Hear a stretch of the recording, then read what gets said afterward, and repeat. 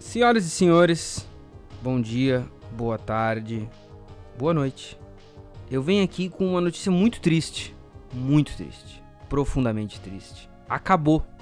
Esse é o último de todos os episódios da segunda temporada.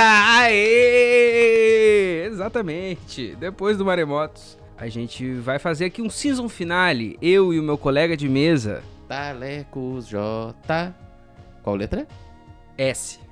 A gente vai descobrir se recordar é viver, se viver é recordar e talvez, quem sabe, discutir os próximos passos desse grande conglomerado de mídia que é o Boa Noite Gamers. E Thales, para começar essa discussion, eu tenho uma pergunta para ti. Há mais ou menos 13 semanas a gente discutia como seria a segunda temporada do Boa Noite Gamers. E agora ela está no nosso passado, nas nossas costas. O que tu aprendeu com a segunda temporada do Boa Noite Gamers? E se possível, depois que tu responder, me lance essa pergunta de volta. O que eu aprendi na segunda temporada do Boa Noite Gamers? Eu aprendi muitas coisas. Eu aprendi a gravar clips, né? São coisas off, mas eu aprendi a gravar clips. É um conglomerado de mídia, afinal de contas. É um conglomerado de mídia, afinal de contas, né? A gente ataca em todos os frontes, os guris são brabo. Eu aprendi como é fazer parcerias na Twitch. Eu aprendi como é sucumbir à indústria do hype ou lutar fortemente contra ela. Eu aprendi com quantos cavalos se faz uma moto. A piadinha. E eu aprendi principalmente que dá pra gente convidar pessoas pro Boa Noite Gamers, né? Que essa era uma das dúvidas que a gente tinha sobre convidados e tudo mais. Eu achei muito legal que a gente conseguiu convidar a galera. Tivemos algumas participações especiais, deu tudo certo.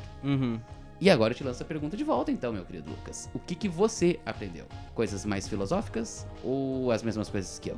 Cara, eu aprendi, sim, muitas das coisas que tu disse eu também aprendi. Afinal de contas, agora eu sei com quantos cavalos se faz uma potência. Mas eu acho que o que eu aprendi de mais importante é que a gente tem que selecionar melhor os convidados. É brincadeira. Ou será que não? Mas falando sério, eu acho que de fato a gente descobriu um dom, um talento de gravar podcasts remotos. A gente conseguiu fazer, vários dos convidados foram remotos. Sempre tem o calorzinho de uma gravação presencial, mas remoto funcionou. Eu diria, sendo muito franco, mais do que eu deveria talvez, que obtivemos graus moderados de sucesso. Mas qual é a banda que o primeiro show é incrível? Nenhuma, entendeu? A gente tem que dar um tempo pro John, pro Paul, pro Ringo, pra todo mundo se achar ali, entendeu? E ainda tem o coitado do George, que é sempre esquecido, se tu for ver. Então, tem todo um bagulho de se acostumar, e eu acho que não é nenhum spoiler da minha parte dizer que já começamos a trabalhar pra terceira temporada. E a evolução já está ali, palpável, pois conseguimos entrevistar uma figura ícone dos filmes de ação dos anos 80. Ah, isso é verdade. Esse aí vai ficar guardadinho aí. Vocês vão descobrir logo mais, ou logo menos, não sabemos. Eu descobri também, cara, eu acho que isso foi um aprendizado importante. Eu descobri que a gente já sabia da validade de fazer as coisas de uma maneira muito planejada, mas eu descobri que é melhor fazer as coisas com calma e paciência do que elas embolarem de maneira catastrófica, digamos assim. Porque agora, no momento atual que estamos, nessa semana que a gente tá gravando esse podcast, eu tô com uma fila de edição cadavérica adiante, entendeu? Temos algumas coisas aí pra editar no futuro. Uma cobertura que já gravamos pra terceira temporada, que vai ficar não nomeada. Quem assiste as lives sabe do que a gente tá falando. Quem não assiste vai ficar imaginando. Tem 2, contando com esse, 3 podcasts na fila pra edição, e os 3 estão cruz, não nem tocados, em nada ainda. Absolutamente nada.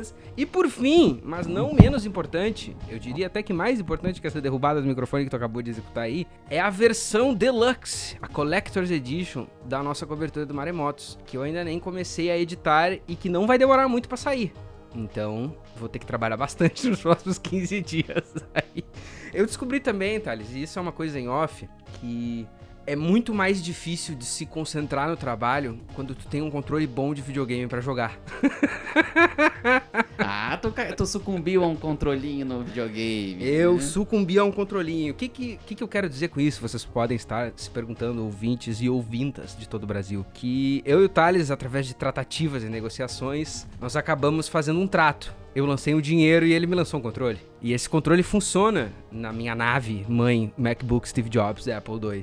E, é difícil daí, cara. Porque de noite chega 2 da manhã, que é o meu horário nobre de trabalho. Eu fico assim, quem sabe encerrou o horário nobre de trabalho e vamos começar a andar de carro por aí no Mad Max? E às vezes eu acabo optando por isso, pela segunda opção, entendeu? Um desafio pra 3ª temporada vai ser, mais uma vez, balancear trabalho e diversão daquele jeito que eu gosto, trabalhando muito e me divertindo pouco. Mas acho que, em suma, esses foram os nossos aprendizados com a 2ª temporada. Eu acho que tu tem muita razão no que tu tá falando nos teus, mas eu uso esse gancho pra trazer um assunto importantíssimo, porque ainda mais agora, depois da nossa cobertura do Maremotos, que saiu, algumas pessoas vieram perguntar e nos deram algumas sugestões sobre como apoiar o Boa Noite Gamers. Um amigo meu, inclusive, mencionou, cara, eu fui lá e fiz um donate meio sem querer, e daí depois eu descobri que tinha o tal do negócio da assinatura, sacou? Então, como apoiar o Boa Noite Gamers? Existem algumas maneiras. Eu vou descrever uma e daí tu me corrige se eu tiver errado e descreve outras. Vamos lá. A principal delas, a mais fácil e mais segura para todos os envolvidos, é entrar em um site carinhoso e querido chamado livepix.gg/boanoitegamers. Ali, me corrija se eu estiver errado novamente, mas tu pode fazer 2 coisas. Tu pode ou fazer um donate freestyle, R$5.000, 50, 1,50. Ou o mínimo é R$1 realmente. Ou tu pode fazer uma assinatura do Boa Noite Gamers, que tem inclusive 3 níveis. Se tu quiser dar um dinheiro a mais, tu pode. Essa assinatura ela é cobrada no teu cartão de crédito até o bel prazer, e ao bel prazer da emissora do cartão também. E essa assinatura te permite, assim como a Donate Freestyle, acessar o nosso grupo de membros, que é no Telegram. Afinal de contas, alguém tem que espalhar fake news de videogames e nós somos os escolhidos. Vale lembrar que as assinaturas são de 8, 17, tem lá os valores certinhos, são 3 níveis, que nem o Lucas falou, né? Eu não sei direito se tu fizer assinatura mensal por Pix, eu acho que o site te manda um lembrete todos os meses, então tipo, tu fez dia 10, todo dia 10 o site vai te mandar um lembrete, tem que fazer o Pix lá pro Boa Noite Gamers, né? Se for no cartão, é uma delícia, né? Porque daí fica automatizado o processo. A gente adora, pessoalmente, assim, a gente acha o máximo. Fica muito melhor, né?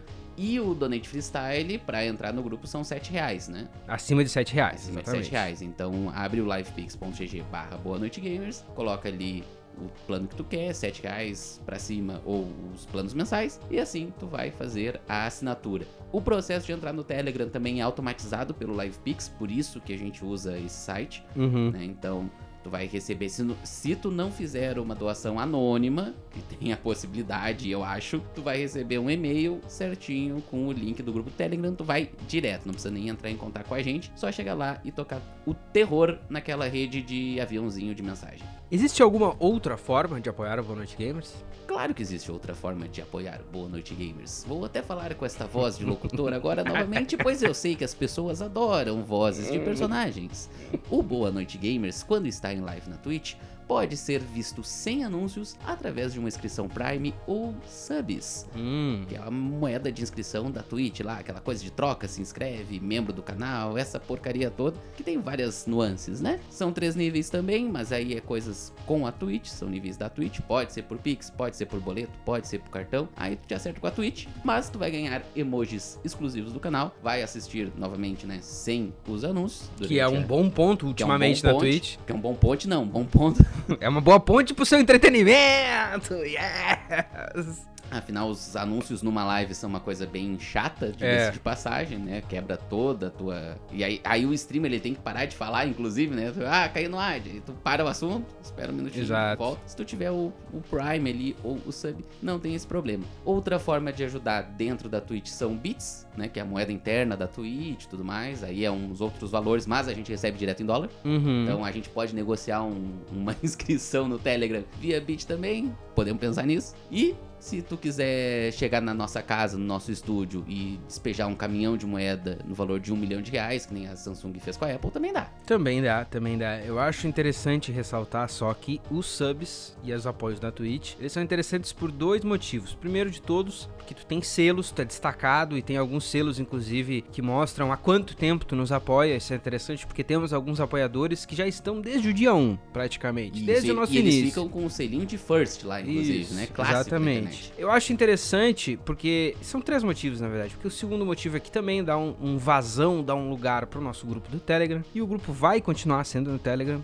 Usem o Telegram, pelo menos pro nosso grupo, não é tão ruim assim quanto parece, não tem fake news, a não ser que tu não queira. E o terceiro ponto, cara, é que é uma forma de nos apoiar e de interagir com Boa Noite Gamers que só é possível ao vivo. Então, eu acho que isso é uma coisa que a gente fala tanto, qualquer streamer, assim, porque a vida de streamer é dura e porque não sei o que. De fato, ela é uma vida um pouco mais complexa que a de outros criadores de conteúdo, mas ela tem essa mágica do ao vivo. Tu pode interagir com a gente ali, perguntar sobre o trechinho específico do Maremotos que tu quer uma opinião, tu pode perguntar sobre o jogo que acabou de sair o anúncio, pode nos ajudar no game. Então a Twitch tem esse diferencial e é por isso que a gente faz stream ali. Uma vez já me perguntaram assim, mas é que vocês fazem ali pra 6, pra 7 pessoas, não é meio desperdício de tempo? Eu acho que justamente por essa mágica não é, entendeu? Quando muitas das nossas lives, que acontecem tradicionalmente na segunda, elas têm excelentes interações e conversas com o público ali, ao vivo, na hora. A galera que usa o nosso sub, a galera que não usa, todo mundo está ali. É um espaço para todas as pessoas inimagináveis. Então, eu recomendo a você, estudante, vagabundo que fica segunda-feira de tarde, cole na live. Mas se você não puder colar e tiver um Prime,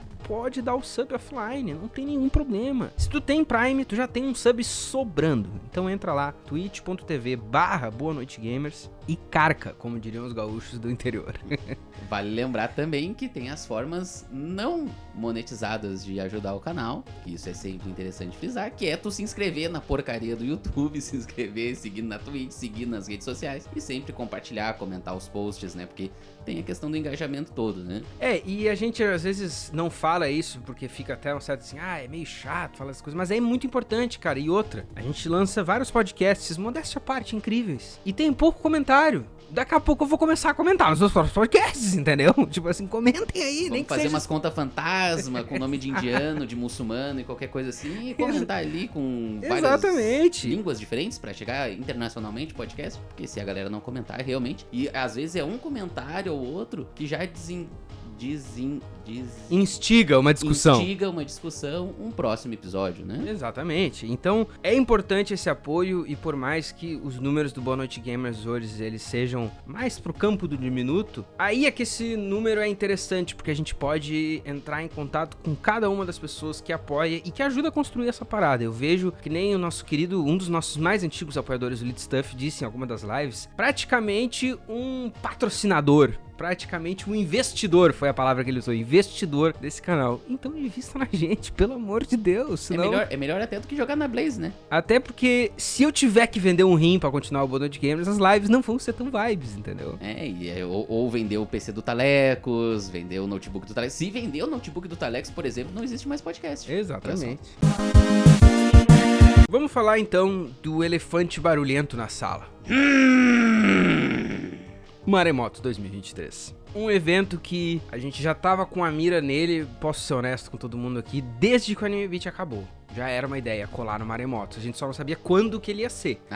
Foi uma luta pra saber quando ia sair. Foi uma luta. E aqui, inclusive, nós vamos sujar alguns nomes que não deveriam, mas tá na hora mesmo. Porque percebemos uma certa... Tô cuidando das minhas palavras aqui pra não ofender nenhuma pessoa que já nos deu credencial no passado. Mas percebemos uma certa demora no marketing, falando de maneira gentil. Assim, vamos ilustrar pra quem tá nos ouvindo pelo Brasil todo. Deu pra descobrir quando que o evento ia ser uns 25 dias antes, assim. Tipo assim, a luta pra descobrir quando que ia ser foi real. E eu nem comento a luta que foi pra descobrir quais que seriam as atrações. Apesar de que, dando a César o que é de César, a parte logística de entrar no evento e credenciais foi facílima. Foi ótimo. Fomos muito bem atendidos, deu tudo certo, não tivemos nenhuma limitação dentro do evento. É verdade. Interessantíssimo frisar, né? Até porque a gente tinha um certo receio, tipo assim, se a gente fizer uma piadinha errada no vídeo, coisa que acabou nem rolando muito, mas poderia ter acontecido, sair com a segurança nos dando um abraço, né? Então, é bem xarope, assim. O meu receio era muito grande, assim, e eu vi que não teve esse problema nenhum, né? tivemos nenhuma dificuldade quanto a isso. Eu acho que eu e o Thales, a gente opera de maneiras diferentes no pré-jogo. Eu fico com o olho na bola, e só o olho na bola. Às vezes até perigosamente eu não vejo nada na volta. E o Thales tem o stage fright. Ele é tipo assim, eu sou o Fred Mercury, mas eu tô meio assim de subir no palco de Wembley, entendeu? Então, essa coisa, ela acaba um neutralizando o outro ali, e daí fica um receio sem receio, que acaba funcionando. E a gente tinha até compartilhado um outro receio também, que era tipo assim, mas e esses caras vão render alguma coisa?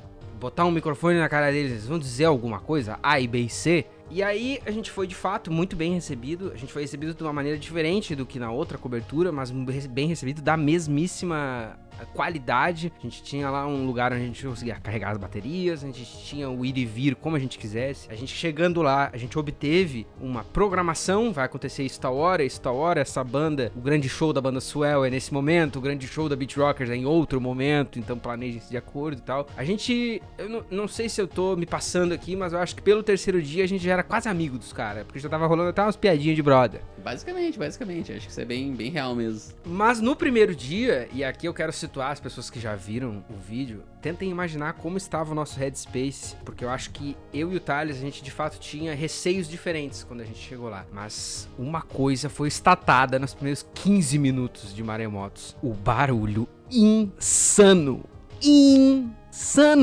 Se vocês forem olhar o post que a gente fez ali, o carrosselzinho, a galeria ali no Instagram, tem um post específico que é um vídeo de celular naquela galeria, acho que é o quarto ou 5 item lá, que daí é a parede de som e a moto ligando o fogo e dando... Se tu põe o áudio daquele vídeo a funcionar, tu vê que é só distorção. O microfone bom do meu Filco, que fez todas as entrevistas que a gente já fez até hoje, simplesmente não comportou os harmônicos e todo o campo sonoro. Claro que ali era uma zona provavelmente tão barulhenta quanto a invasão americana no Iraque, assim. Mas, ao mesmo tempo, quando tu se distanciava daquela zona, o barulho não parava, tá ligado? E eu me lembro de olhar pro Thales assim e tipo, cara, tu percebe que tem um clima meio hostil, porque todas as motos constantemente acelerando, mesmo onde não podia. Elas não aceleravam muito, mas elas pareciam feras enjauladas, vai dizer. Não, e o mais louco, assim, pra deixar o pessoal situado, né? Vocês vão ver no vídeo que todas as locações, entre aspas, são as mesmas. Tem muita entrevista no mesmo prédio, é sempre o mesmo palco, é sempre o mesmo cantinho onde tá as motos. A cidade onde ocorre o evento é uma cidade de uma média de 40, 50 mil moradores. O grande centro de eventos da cidade é realmente grande, só que é um negócio assim, tipo, sei lá, dá uma quadra da Redenção, assim, de Porto Alegre. É seguro dizer que daria 1/3 da Redenção.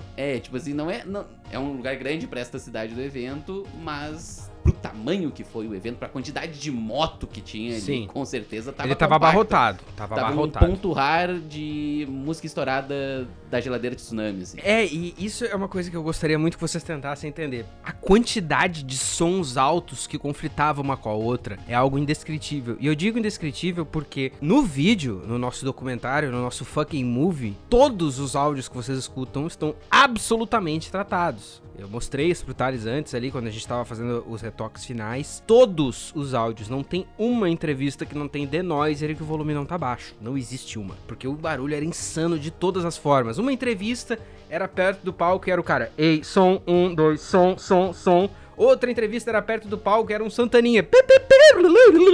Outra entrevista era praticamente longe das motos. Daí passava uma moto rugindo gigantesca que dava um pânico do gurizinho do triciclo, entendeu? Tudo aquilo acontecendo ao mesmo tempo, cara. A primeira coisa que eu percebi que foi um erro nosso foi no primeiro dia que eu pensei, cara, eu não trouxe um fone. Eu fui muito verde nessa. Extremamente verde. E agora eu vou te contar uma outra coisa, cara. A gente fez o Maremotos. Alguns 20 dias depois eu fui à capital do Rio Grande do Sul pra fazer uma cobertura de um show. E daí eu cheguei lá no tal do show da grande banda Asterismo. Começou a passar gente de som e tal. E daí sentou a baterista na batera. E ela deu 2 pauladas ali.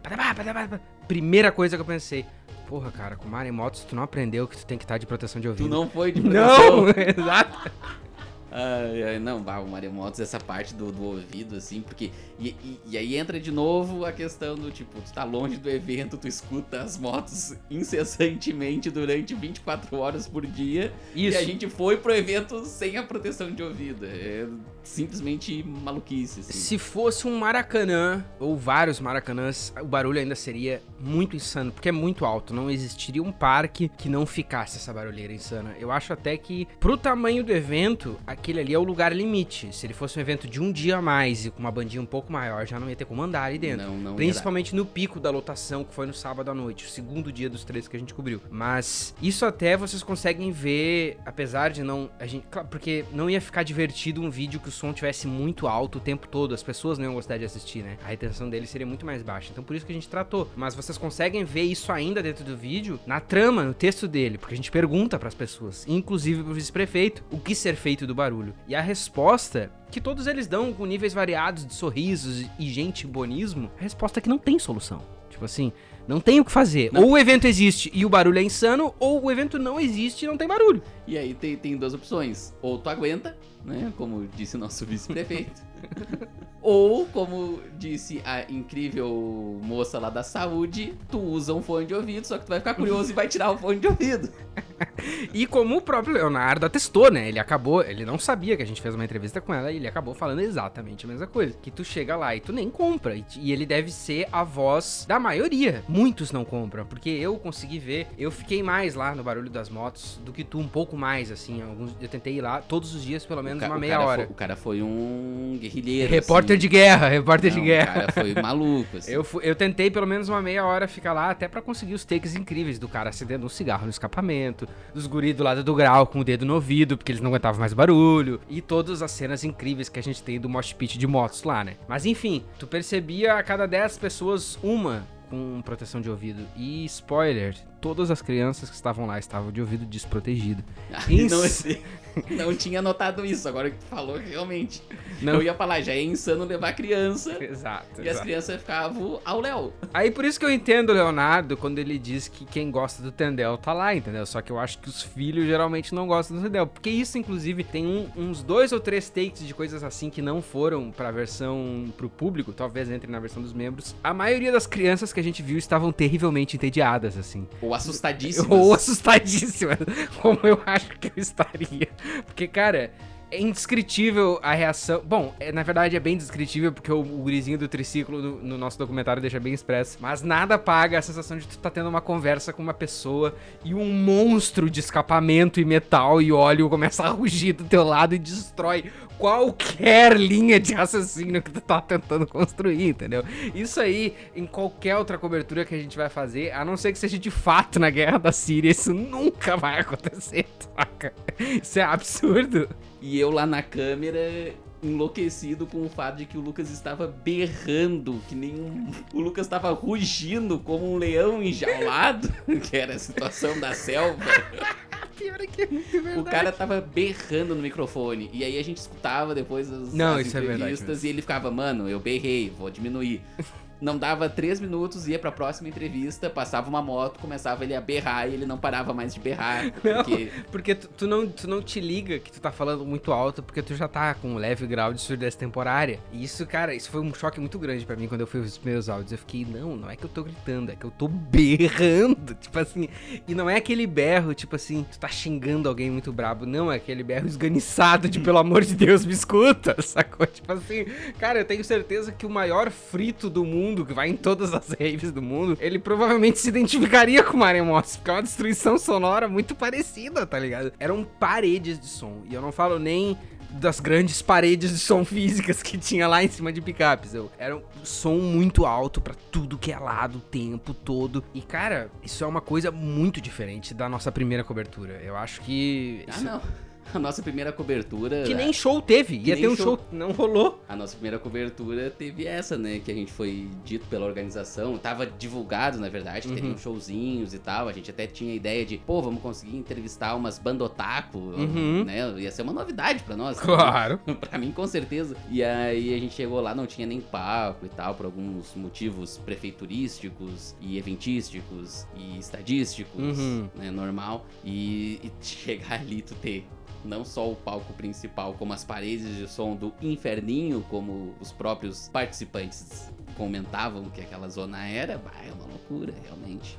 Agora, pra fechar a tampa da nossa perspectiva e a gente abrir pra aquele momento onde a gente vai ler algumas perguntas que mandaram, alguns comentários e tal, eu queria te perguntar, cara, porque eu acho que nas 3 coberturas que a gente já fez, e eu acredito piamente que nas próximas vai acontecer, a gente vive alguns momentos muito surreais, na minha opinião. Coisas que a gente, antes de sair, a gente não achava que ia ser assim, a gente acaba rolando e a gente fica assim, meu Deus, o que eu tô filmando agora? Pelo amor de Deus, câmera, continue filmando, que é uma coisa muito surreal. Então isso eu te pergunto, do Maremotos, qual foi o momento mais surreal ou os momentos mais surreais pra ti, assim? O momento mais surreal da parte de eu filmando, e eu acredito que a parte mais surreal foi a entrevista do rapaz da Suel. Do cara da Suel? Porque foi uma entrevista muito emocionante, né? Foi. Ela foi por vários estágios do luto, assim. Foi surreal, porque assim, tava de noite, eu não sabia se a filmagem ia ficar boa. Uhum. Aí ele está com os olhos marejados, né? A gente sabe. A gente parece estar fazendo o piada. rock emociona, cara. O rock emociona. Parece que a gente tá, tipo, tirando o cara, mas eu entendo completamente o lado dele. É realmente complicado toda a situação de música autoral e tudo mais, como tá lá na entrevista. Mas foi realmente muito, muito tri, assim, tipo, muito louco a situação de ter som vindo de tudo quanto é lado, moto e tal, e eu ter que me focar na câmera. É isso também de eu estar na câmera e ter que ficar sempre atento à entrevista enquanto tinha muita moto gigante passando do lado. Foi foda também, porque eu queria filmar tudo, assim, se deixasse eu não te filmava, eu filmava as motos. Esse foi, e tinha passagem de som rolando no fundo nessa entrevista, né? 1, 2, 3, que foi fantástico, inclusive. Sim, outro momento surreal, assim, e aí isso não tá necessariamente filmado, e aí é surreal da questão de bizarro mesmo, foi aquele senhorzinho do triciclo que desceu do triciclo com cadeira de roda. Ele desceu do triciclo, teve o cu das muletas e da cadeira de roda. Das muletas tá no vídeo e da cadeira de roda não. Teve um que é uma pessoa com bastante idade. Com bastante idade, capacidades especiais, e o tiozinho tava no triciclo, cara. Achei foda pra caramba. Não, assim, foi foda mesmo, foi foda. E o que tava de muletinha também. Não, e o Barão, como era o nome? O Barão era o das muletinhas, né? O Barão era das muletinhas, ele tem com certeza uns 90 anos, assim, e tá lá feroz em cima da bike. Isso é uma coisa também que eu achei muito louca do evento em si, né? Porque tu vai no Anime Beat, que é só gurizada jovem que gosta de anime e tá vestida de cosplay. Pra quem é mais velho, tu acha estranho, mas pra nós é normal. E aí a gente que é mais novo tá lá e tem um tiozão de 90 anos descendo de um triciclo de muleta. Pra ele aquilo é normal e pra nós é um contraste muito grande. E eu acho até que, falando de momentos surreais em si, o Anime Beat ele proporciona outros tipos de momento. Tipo assim, pra mim, teve algumas coisas muito, muito bizarras e surreais ao mesmo tempo que rolou no Maremotos, que são muito dali, assim. A primeira entrevista que a gente fez, eu já fiquei tocado, tipo assim, com a Pink lá, que abre e que fecha o documentário. Eu já fiquei assim, tipo assim, não, caralho, tem muito mais aqui do que eu imaginava. Porque é uma loja que o nome é peruano, Rock House, eles são argentinos, e daí eu já fui numa vibe que a gente tava de bom humor, começando cobertura, mais tipo assim, humor, e daí chega ali. E foi humor, mas ela foi muito querida e gente boa, e todas as vezes, cara, a gente cruzou com eles várias vezes no evento, todas as vezes eles pararam, cumprimentaram, acenaram, tipo assim, marcou pra eles, provavelmente do mesmo jeito que marcou nós, mas eu acredito que eles ainda não tenham visto o filme, então espero que eventualmente chegue lá. Essa entrevista foi foda, porque foi... A gente chegou lá com uma vibe, vamos fazer um CQC aqui, tocar o terror, e a gente chegou ali, não. Ela já deu um outro norte, e isso é uma coisa que é muito louca dessas coberturas, cara. E foi a primeira entrevista. Foi a primeira, a gente tinha chego no bagulho tem 20 minutos, entendeu? E daí é aquela coisa, a gente vai por uma linha pensando todo um editorial e argumentação e ideias e referências, tu chega lá e uma coisinha tu já fica, não, de repente tem esse outro lado pra explorar. Mas pra mim a coisa mais surreal de todas mesmo, que foi absurdamente surreal, foi no segundo dia, quando eu fui lá no bagulho das motos e eu entendi que aquilo era um mosh pit de motos, à noite, tá ligado? E tipo assim, aquele take que foi pro documentário, que o cara tá fazendo grau e ele para na frente da câmera, guarda o celular, e vocês não viram porque eu cortei um pouquinho ali, mas ele tá fazendo grau, ele para na frente da câmera, termina de digitar, põe o celular no bolso e segue fazendo grau. Cara, eu filmava aquilo com a boca no chão. Tipo assim, rolou um fator, caralho, o que eu tô fazendo e vivendo e vendo aqui, entendeu? E detalhe, a grande maioria da galera do grau estavam todos de chinelo. De chinelo, e daí eu mostrei esse vídeo pra alguém e a pessoa até fez uma piada assim,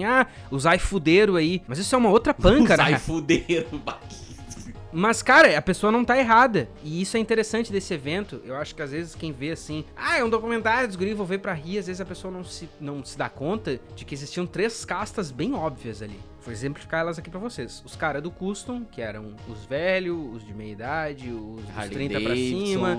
Tinha alguns mais novos, mas os mais novos eram geralmente, dava pra ver muito que eram os aprendizes do clube, os prósperos que estavam começando, os que não tinham o colete cheio de coisa. A grande maioria de quem tava no evento e era custom eram os caras mais velhos, de 30 pra cima pelo menos. Aí tinha os que são chamados informalmente de os jaspero, que é os das motos esportivas, que inclusive uma das melhores entrevistas do documentário tá lá no início do cara aqui. Cara, que tá puxando a baba dele, que eu acho fantástica, que o amigo deles que moto é um estilo de vida. Esses aí são os caras do Esportiva, a galera de Alpine Stars, a galera que tinha as Kawasaki, as motinhas dessas aí, as Moto Ninja, que nem era falado nos anos 90. E a terceira casta, que era os caras do grau ou os iFoodeiros, que era os caras das motos. Cara, eu vou falar de maneira bem simples, os caras que entregam o teu iFood aí, seu playboy de merda, entendeu? Tipo assim, esse tipo de galera, a galera que trabalha com moto todos os dias, que pra eles não é só um estilo de vida, é um estilo de trampo também, e um esporte, e toda uma loucura. Então, tipo assim, eu genuinamente, a gente às vezes pode falar e parecer que nós estamos até fazendo uma graça, mas eu acho muito foda a ideia dos caras ali, meu. Tipo assim, é um mosh pit de motos. E é tudo, e é um bagulho meio punk. Eu achei muito punk na sua ética. Tipo assim, um cara caiu, o outro já parou pra ajudar. Tem um take no documentário que tem um cara caindo, só que vocês vão ter que ser malandro pra ver, porque tá lá no fundo. Não é um destaque, inclusive eu não quis dar destaque pra ninguém caindo, pra não ficar um tipo assim, hahaha, te fode que tu caiu. Mas era meio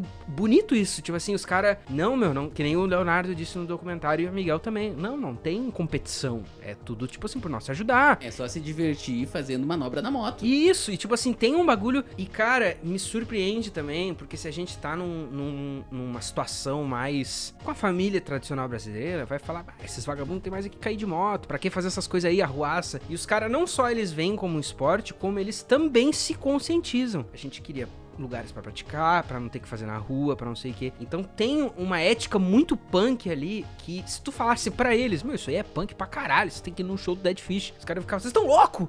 Mas super tem a ver, entendeu? E tem um outro lado dessa parede de som, desse bagulho brutal, porque lá onde rola, fica o evento, ele ficou meio que sectarizado, assim, ó. Ali onde rolava as bandas, era mais os caras do custom e do esportivo, onde tinha a grande ala... do rock, né? A galera do rock, mas a grande ala de alimentação e bebidas, que era onde eventualmente daria lá na coisa do grau e da mosh pit, ali no inferninho. Essa era a área que os jasperos mais dominavam, que era onde tinha os drinks, eles encostavam as motos ali e era estacionado tudo uma do lado da outra. Meio que os clubes de moto, dessas esportivas, tudo junto. Daí lá no final, onde tu cruzava a faixa de gás ali, daí era o inferninho onde o pau pegava. E lá onde pega mesmo os graus e essas loucuras e todas as insanidades maiores que a gente viu no vídeo, o som era extremamente alto, que nem a gente já mencionou, barulho muito de moto o tempo todo, com a música altíssima das paredes de som em cima das picapes. Vale lembrando, claro, que daí, tipo assim, tinham 3 ou 4 picapes, cada uma com a sua parede de som, cada uma com o seu som. Isso. E na frente delas, cada uma com seus 8, 4, 5, 10 motociclistas, todos fazendo zerinho,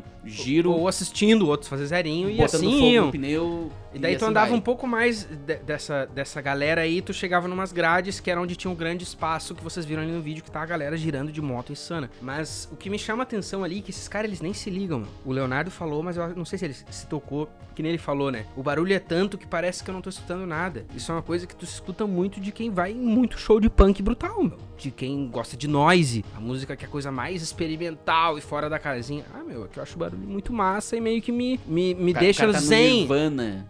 Me deixa zen. Então, esses caras, eu achei isso muito foda. Eles não sabem o quão punk eles são, tá ligado? Apesar de, se eles mesmos é capaz de se ver um punk na rua, tipo, tirar, falar merda e tal. Mas ele não sabe que ele tem muito mais a ver com aquele cara do que ele sabe. E isso, inclusive, já é um gancho perfeito, que eu não sou bobo nem nada, pra falar dos comentários. Por que eu te digo isso? Porque tem um comentário específico no YouTube que a pessoa não sabe, mas ela aqueceu meu coração quando ela comentou aquilo ali. Ela fez eu sentir novamente, que é uma coisa que é difícil na minha existência. Que foi o seguinte, se eu não me engano, esse comentário veio do meu mano André. Deixa eu confirmar aqui que o nosso YouTube tá abrindo ao vivo. Mas foi o seguinte comentário. André Ferreira, ele mesmo, 2 dias atrás. Boa noite, gamers. 2 pontos. os arautos da subcultura brasileira. Meu, é isso aí, entendeu? É a mesma coisa que a gente falou quando a gente começou a temporada lá falando do Anime Beat, e agora a gente foi numa outra subcultura, e ali a gente vê tantas ramificações e coisas e loucuras. É isso, cara. Gamer já é uma subcultura. Então o Boa Noite Gamers é literalmente o arauto. E esperem mais, que o pau vai pegar no futuro. Isso é todas essas nuances dos caras do grau ali, é muito legal tu ver, assim, essa forma de subcultura ou contracultura que eles são, né? Tem aí o contraste claro de uma das entrevistas mais longas do vídeo, que a gente teve que picotar até não poder mais, mas a gente Uma das mais longas que a gente já fez, na real, né? E que a gente precisava dela, que é do motoqueiro veteranaço, que faz a divisão entre motociclistas e motoqueiros, e pra ele, inclusive a galera do Jaspion, a galera Da Jaspeira. A galera da Moto Ninja também é motoqueiro, pelo que ele dá a entender, assim, é tipo um motoqueiro e meio, tá no entre vãos ali. E tu vê que, cara, tipo, tem de tudo. Tudo que tu gosta tem de tudo. Tu vai ter o gamer que é mais nerdola e o gamer que é, tipo, super de esquerda. Tu vai ter o cara do anime, que também, lá no Anime Beat, a gente tinha uma galera que, tipo, tinha uns cosplay incrível. E tinha a galera que tava fazendo cos pobre, porque é o que tem acesso e acha foda pra caramba. Claro. E aí, nas motos, a gente tem a galera do iFood, do Grau e os caras da Custom de não sei quantos milhões de reais, né? Isso, Porque tinha umas motos de polícia americana lá também. Tinha, não, motos absurdas até. Tinha moto com mais botão que meu computador. Se a gente fosse parar no vídeo principal, no que foi pras mídias, no que foi pros civis, pro grande público, e listar todo o motoclube, todo tipo de moto que a gente viu, a gente ia ficar até amanhã. Porque o vídeo ia ficar com 10 horas aí. Boa noite, gamers! Alexandre Pauli ou Flávio Corso? Qual dos dois ganharia no soco? Que perguntinha. Um fã dedicado, com toda certeza. Mas vamos responder. Eu acho que o Alexandre coisa não. Eu acho que o menino Flávio Corso, né, cara? O cara é roqueiro. Eu discordo de ti. Tu acha que o cara do RPG sabe mais técnicas? Não, o cara do RPG. O cara do sobrevivencialismo. Ah, é verdade. E o outro, o adversário dele, o roqueiro, tem um pouco mais de idade. Então, não sei se ele teria preparo pra lutar contra um sobrevivencialista. Porque, tipo assim, uma coisa é tu só lutar contra um velho.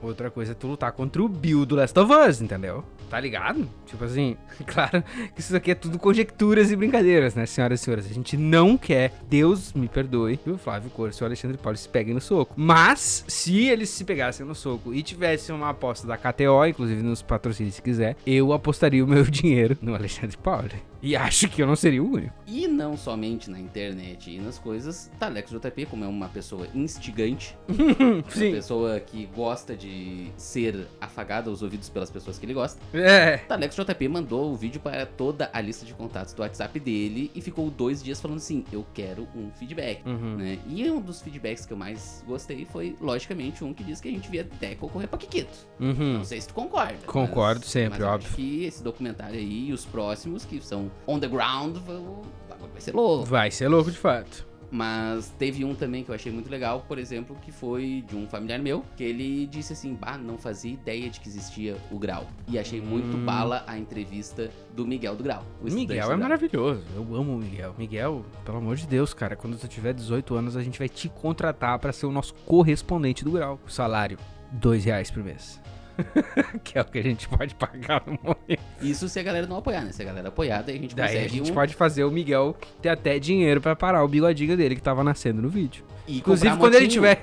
Comprar motinho, dele. Eu já tava tirando o bigode do cara, ele tem um sonho.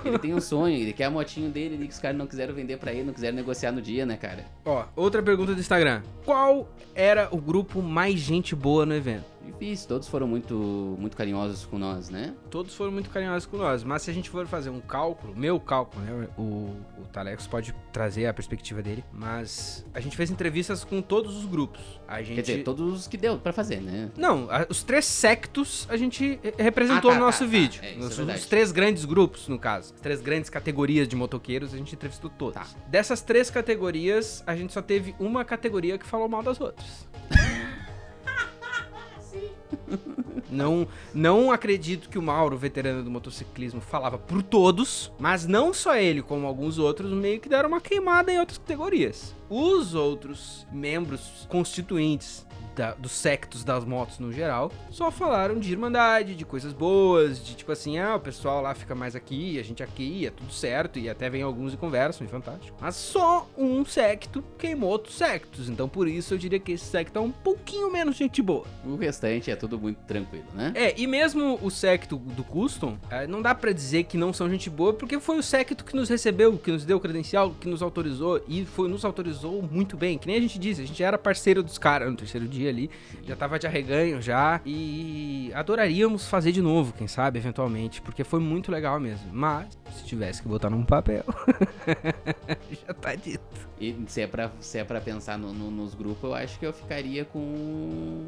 Eu tenho um personagem favorito nesse vídeo, né? Qual que é o teu personagem favorito? Né? Tipo, tu fala, a pergunta eu sei que é de grupos e fala em motogrupos, a gente não conseguiu decorar todos os motogrupos, mas o pessoal do Panteras Negras lá parece ser um pessoal muito gente boa, a gente viu o Instagram deles, a gente entrevistou o Jander, né, também um baita personagem, mas a pessoa mais calorosa de todas foi o Montanha. Tu não acha? Montanha, gente finíssima. Montanha do triciclo, cara. Montanha nos deu uma aula de triciclismo e também nos deu uma aula de gente finismo, porque ele falou que o evento é pra todos e que é um bagulho de irmandade. A entrevista, inclusive, a que tá no nosso documentário principal, ela começa com ele dizendo... Eu tinha perguntado pra ele se ele via alguma diferença entre a galera que faz o grau, e ele disse que é pra todo mundo, e que às vezes as pessoas não vão gostar de triciclo, mas ele acha que é pra todo mundo. Então, se alguém não vai gostar de triciclo, ele também entende que todos os gostos existem, ou seja, é para todos. Montanha, gente finíssima. Aí, trazendo já de novo essa questão do motoclube, falei com um dos meus conhecidos, uns contatos que eu fiz lá no Maremotos, e consegui um contato pessoal do Inferninho. Reza a lenda que esse vídeo tá correndo por eles, e todos gostaram também, todos aprovaram, pois sabem que dá um trabalho do cão. E aí tem um dos feedbacks que eu consegui, que é de um pessoal que trabalha, assim como nós, em filmmaking e tudo mais, e aí é uma bíblia gigantesca de feedback, mas o ponto que eu mais achei interessante que eu vou te lançar aqui é que elogiaram para nós o fato de não usarmos estabilizadores de imagem. Uma parte totalmente técnica, abrindo o famoso, como é que tu diz? As ramificações do Boa Noite Gamers, de contexto histórico, não sei o quê. Não usar estabilizadores de imagem, que é uma ideia. Lê pra mim essa parte. Abre aspas. A técnica de filmagem eu gostei muito. Vocês aplicaram sem gimbal, que é o estabilizador de imagem, e eu acho que ganham com isso. Talvez no futuro possam até dividir alguns momentos com mãos ágeis e com algum acessório, mas os closes estão muito naturais. Parte técnica pro menino Lucas, que é nosso cara do audiovisual. Eu concordo com essa parte técnica, depois inclusive vai lançar uma da qual eu discordo veementemente, mas eu acho que tem dois fatores aí. O primeiro deles é que a gente não usou um gimbal por necessidade, né? Porque a gente não tem um, e porque a gente já tentou em outros momentos levar um monopé, um tripé, e funciona melhor, porque essas filmagens, esses documentários, eu acho que tu vai concordar comigo, a gente planeja até um certo ponto. Chega lá, a gente tem que estar muito aberto pro improviso. Então, alguma dessas outras coisas, um gimbal, um monopé, não sei o que, ele é mais uma coisa pra carregar e pra tu te preocupar em não esquecer, em não danificar, em será que isso não sei gay com a câmera e a correia e o caralho a 4. Então, pra nós, a gente tá muito leve e conseguir se mover rápido com a câmera na mão e ponto, é o fantástico. Então, o que a gente tenta sempre é priorizar uma estabilidade manual, que eu e o Talecos ali temos a nossa escola de usar a correia como presilha ali, como como estabilizador cru, e funciona.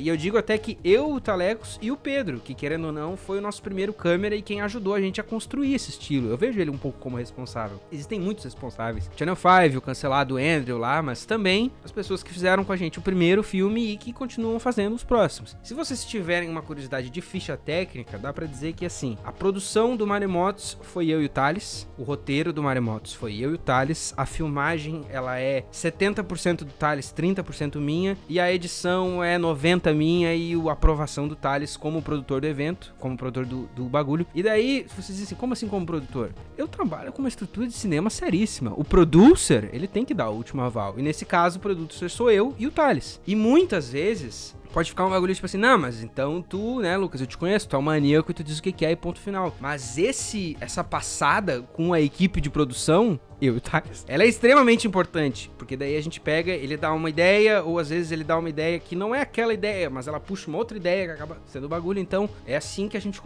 conseguiu realizar esse. E eu acho que funciona muito bem, entendeu? Até pras próximas coberturas, não é vizinho spoiler, a gente até conseguiu um repórter avançado aí, estamos estudando contratações e tal, mas é aquela coisa de estar sempre evoluindo. Eu acho que essa segunda edição, falando da parte da edição, ela foi um pouco mais difícil que a do Anime Beat, porque o Anime Beat é um evento muito mais cômico. As entrevistas eram muito mais zoeira. E no Maremotos elas não foram tanto. E mesmo sendo mais zoeira no Anime Beat, acabou saindo um negócio muito bonito. Muito bonito, tipo assim... Uma mensagem final... A coisa pra nós, a dificuldade de edição no Anime Beat, ela foi mais assim... Ok, como que eu pego essa zoeira e conto uma história com ela? E a gente conseguiu fazer isso. No Maremotos, a gente teve muitos momentos reais e engraçados de zoeira, mas ela foi mais uma edição que eu encarei da seguinte maneira. A gente até conversou sobre isso antes. Depois que a gente conseguiu a primeira entrevista e a entrevista do Mauro, eu já tinha na minha cabeça que, ok, a entrevista desse cara, ela vai ser até um certo ponto tudo que a gente vai refutar no vídeo. E se vocês forem ver, é por isso, inclusive, que o Mauro não volta depois. Porque a ideia é refutar absolutamente tudo que ele falou. Claro, algumas coisas que ele falou, ele inerentemente está correto. Realmente, é uma galera mais de idade que faz parte de custom, é uma coisa de que eles têm diretivas de como dirigir, eu não tô discordando disso. Mas a visão dele do evento, como um veterano, e que é uma visão que eu acredito que vários outros compartilham, ela está fundamentalmente errada. Por isso que o vídeo, inclusive, acaba do jeito que acaba. Eu não digo da piadinha ali do final, que aquela ali foi só um flavor extra pra acabar muito quente. Mas eu, cara, e eu vou te falar isso, eu não te comentei isso antes, mas toda vez que eu vejo aquela montagem do final, eu me emociono, sabia? Principalmente quando eles começam a dançar ali, daí entra aquela coisa da trilha. Eu já sei que a piada tá vindo, então eu sei que eu vou rir daqui a pouco, mas... Porque o bagulho é bonito no fim das contas, entendeu? Ele se junta, nem eles, cara, nem a organização, nem o Getúlio Demil, se estiver nos ouvindo, nem eles, eu acho que às vezes reconhecem o quão bonita é aquela mistura maluca ali, de tipo assim, tá todo mundo sob o mesmo teto figurativo, porque o evento tá a céu aberto. Então, assim como tem a galera lá escutando show de rock, a mãe, o pai, as crianças e os tio dançando de rodinha, escutando Pink Floyd, tem a galera lá dançando em cima de uma moto, o zerinho, escutando um funkzão ou uma música eletrônica. Exatamente. E tá todo mundo junto. E vale lembrar que um dos maiores motogrupos que tinha no coisa era a galera do Inferninho, né? Que era uma galera que tava, tipo assim, em vez de estar de colete, coisa, tinha muita gente só com a moto esportiva ou com a moto normal de teleentrega, phaserzinha, e camiseta dry fit. Camiseta claro, de 50 reais, claro. Escrito motogrupo, não sei o que lá, e pronto. E só isso. E a galera se divertia igual, e a galera tinha o mesmo amor igual pelas duas rodas. Exatamente. E isso já me traz pro último comentário, feedback que eu tenho do Instagram, que é do nosso querido Léo Klein, que às vezes cola na live, que tá sempre apoiando aí. Ele mandou o seguinte: os manos de MC achando que estão no GTA foi definitivamente sensacional, engraçado. Sobre esse ponto... Qual mano de motoclube GTA, como assim? Eu acho que ele quis dizer que os caras se viam de uma maneira meio GTAzística, assim, meio tipo assim, o velho Mauro lá, ele realmente se achava bem importante, assim. Ah, sim. Mas eu interpreto isso de um ponto mais, porque o motoclube é uma organização que às vezes oferta com crime, né? Dependendo do motoclube, tem muitas histórias de vários motoclubes que foi lá e brigou e deu um capacetaço, não sei quem, esse tal desse motoclube foi preso por causa disso aqui de droga, então não tô falando nada novo aqui, nada. Quando a gente foi pro Maremotos, antes, voltando lá no primeira entrada, nossas expectativas, eu achei que a gente ia ver alguns dos clubes que, não que são criminosos, porque eu acho que não existe clube de bandido, entendeu? Mas alguns dos clubes que são 1%, que nem eles dizem, que é o 1%, o pessoal abre aspas, ruim, fecha aspas, o pessoal que é mais disposto a sujar as mãos, vamos dizer assim. O pessoal mais faca na bota. Mais faca na bota, exatamente. Mas nenhum desses motoclubes estava presente no evento. Então, foi um evento muito grande, ele é muito grande pro estado como um todo, pro litoral também, mas ele foi com certeza um evento mais frequentado numa vibe casual. E foi fantástico. Foi um baita de um evento, foi uma baita de uma cobertura, e eu acho que o nosso objetivo, cara, a gente muito atingiu com o nosso bagulho do Maremotos ali. A gente botou vários prismas, e dentre todos os prismas necessários, a gente ainda conseguiu envolver um nada necessário, que é o Andrius Charão, mestre da tranquilidade, que foi sensacional. O homem que é amigo da Record. Um abraço, Andrius. foi incrível naquele evento, foi incrível. Todos os takes lá são... A tranquilidade passa pelo frame onde eles estão. Claro, cara, o gente incrível. finismo está ali. Mas tu tem mais um feedback pra passar, não tem? Eu tenho mais 2, na verdade. Mais que agora- dois! que Então, agora que tu citou aí que, né, nós fazemos toda a produção, o roteiro e tudo mais juntos, inclusive as técnicas de filmagem, tu que meio que me ensinou, e aí eu vou aplicando e vou... E vamos chegando, isso eu acho importante, inclusive. Eu te passo uma coisa que a gente já tem em mente, porque o Pedro fez e pelas nossas referências, e chegando contigo num bagulho, a gente vai pra outro lugar. E esse é que é o channel. Eu não sou só o cameraman, né? No. Eu não sou apenas o cameraman do Boa Noite Gamers, não sou o cameraman do Lucas, né? Diga-se de passagem. Mas tivemos um dos comentários que eu cacei no meu WhatsApp de uma pessoa ligada a mim há muitos anos atrás. Que eu rodei 3 cadeiras da faculdade, porque é uma cadeira chata que fala de ISO 9001. E aí, como uma boa pessoa que cuida de ISO 9001, nos falaram... que- Lê. Quer que eu leia? né? Lê. Sim. Perguntei o seguinte: o que tu achou? Porque eu mandei o vídeo e falaram assim: show legal, joinha. Daí tu instigou. Eu instiguei Como porque pessoa instigadora. Sou uma pessoa ansiosa que precisa das suas Precisa botar a acertitudes. pedra final no assunto. É. Finalizar o assunto é comigo mesmo. Mas beleza. Aí eu perguntei, abre aspas, o que tu achou do nosso trampo? É merecedor de Kikito? Pegando o primeiro feedback que eu tive.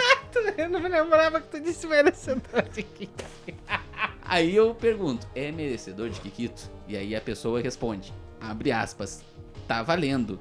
3 emojis sorrindo chorandinho, só tem que ter um microfone, né? Ficar entrevistando com o celular não passa confiança, 2 joinhas, mas foi tri a interação. Daí tu respondeu. Aí eu respondi, né? Mas o áudio do celular é tribom. Isso que importa, né? Funcionalidade tá sempre acima da Claro. quantidade e tudo mais. Abre aspas. Sim, eu sei. Mas não dá criatividade. KKKKKK. Criatividade não. Credibilidade. Desculpa.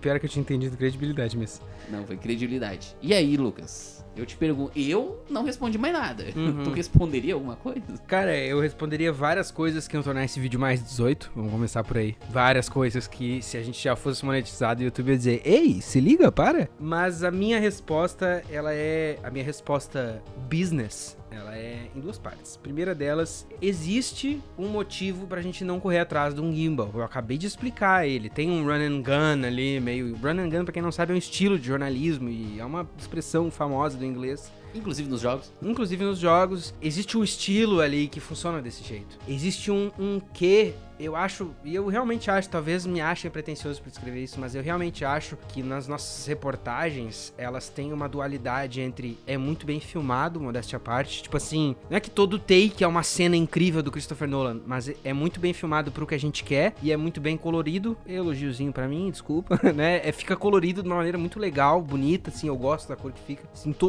nos dois e na terceira que vai ficar também. Só que esse contraste de que obviamente é uma câmera que não é de celular, que é uma câmera que custa um dinheirinho, principalmente quando a gente saca a arma secreta, ele é contraposto com as nossas perguntas às vezes meio besta, com as entrevistas que não necessariamente são sérias e com o aspecto obviamente low-fi do bagulho.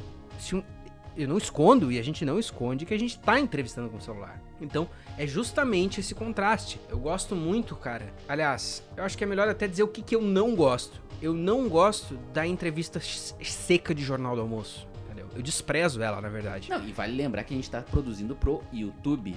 Claro, mas eu nem entro nesse mérito. E eu só puxo assim porque, pô, tá a coisa mais comum do YouTube é a galera usando o celular pra entrevistar as coisas. Claro, tipo Hoje assim... em dia, o Jornal Nacional tá lá, o repórter com um celular. Esse é outro ponto, vamos começar por aí. Esse é outro ponto, que também colabora pro run and gun do bagulho, porque no Jornal Nacional ele acabou de entrevistar o deputado, ele tem que passar esse áudio agora pra central de edição, então facilita tudo, muito, né? Pra gente envolveria um outro custo, que a gente, como a gente disse, a gente acabou de pedir apoiador no início do programa, então obviamente custo pra nós é um issue, então não tem como a gente só pegar e comprar um microfone tão tri, e daí eu e tu, a gente conhece produtos fubangos, daí a gente ficar comprando coisas que a gente vai testar numa reportagem não funciona. Então a gente tem que fazer o que dá certo, e a gente sabe o que dá certo, gravar com fio, catalogar todos os áudios bonitinhos, isso é uma parte bem importante do processo, pra lá na frente depois. E cara, visualmente eu acho ele galhofa do jeito perfeito. Existe um motivo, e aqui eu volto,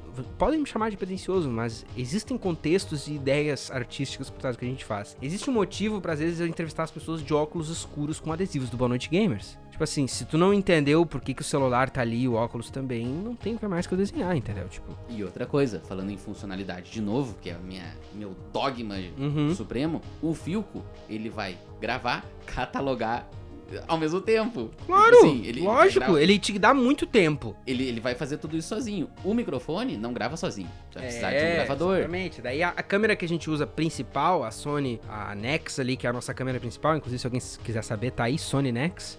Ela é uma câmera que ela já não tem entrada pra microfone. Daí nós já vamos ter que comprar um gravador Zoom, que já é um bagulho na figura de R$600. Entendeu? Já começa a botar coisa. Daí tem a bateria do gravador, daí tem o cartão SD do gravador. Daí, putz, mas o gravador corrompeu. Mas daí a gente só gravou com o áudio da câmera. O áudio da câmera ficou um lixo, entendeu? Até hoje, claro, eu posso estar avacalhando o bagulho aqui, né? Eu posso estar zicando agora. Mas até hoje a gente não perdeu um áudio de entrevista. Não.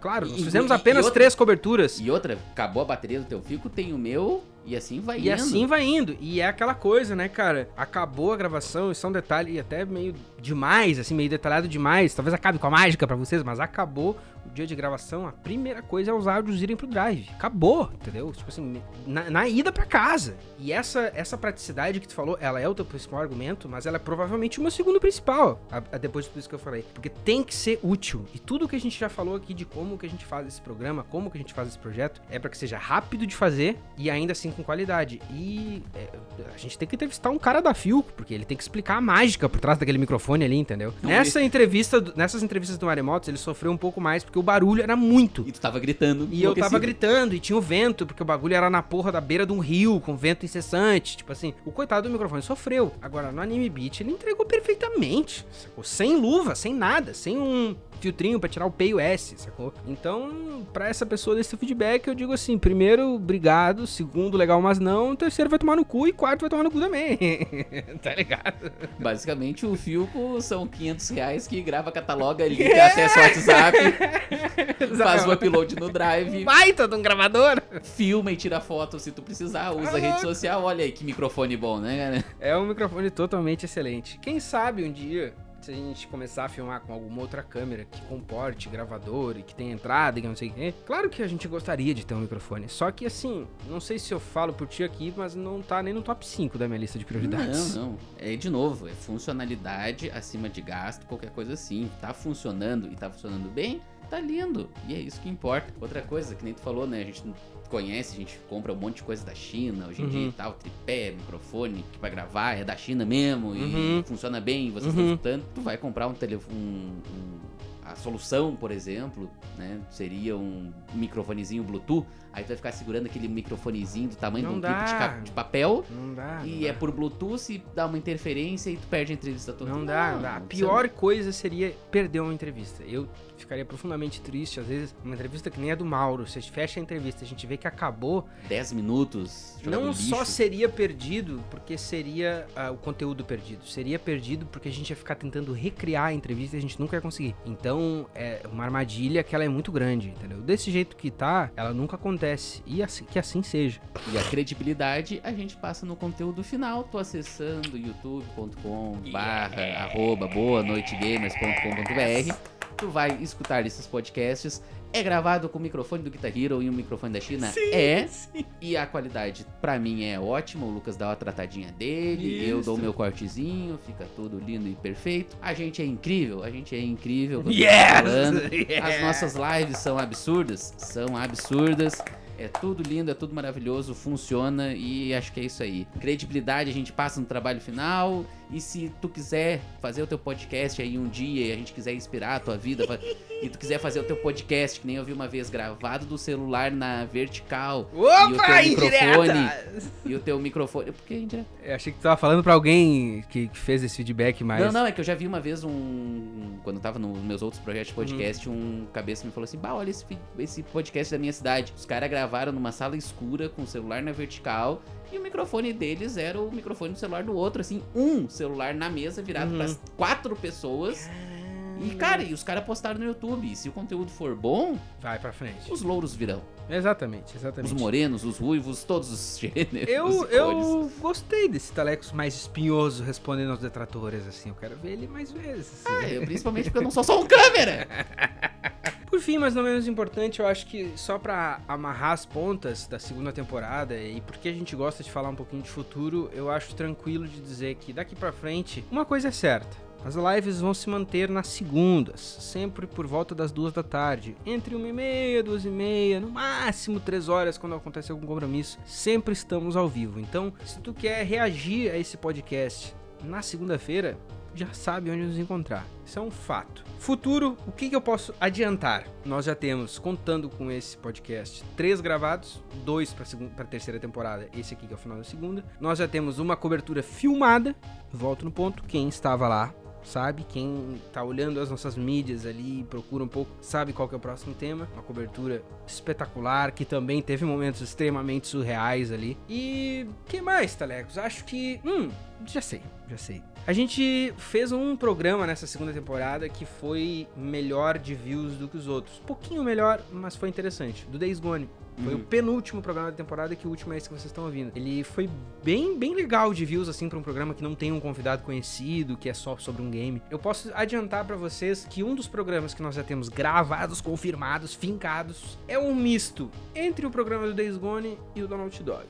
Sobre uma outra franquia de jogos. Popular, polêmica, instigante. Que já quebrou nossas pernas com algumas coisas, mas é isso aí. É isso aí. Então, essa é um spoilerzinho que eu posso dar pra vocês. O que mais que tu gostaria de fornecer de spoiler pra eles, Talecos? Cara, eu acho que a gente tem mais 2 possíveis documentários no forno, né? Então, e são documentários também em outras locações. Subculturas. Então, um negócio, subculturas de novo, verdade. Então é muito importante o apoio, de novo. Claro, apoio. Pra gente poder criar esse conteúdo de qualidade, inclusive, né, com esses outros conteúdos de documentário, vídeo documentário, seja lá como é que tu quer chamar. E acho que esse formato de um game específico pode ser um formato que a gente vai trazer mais.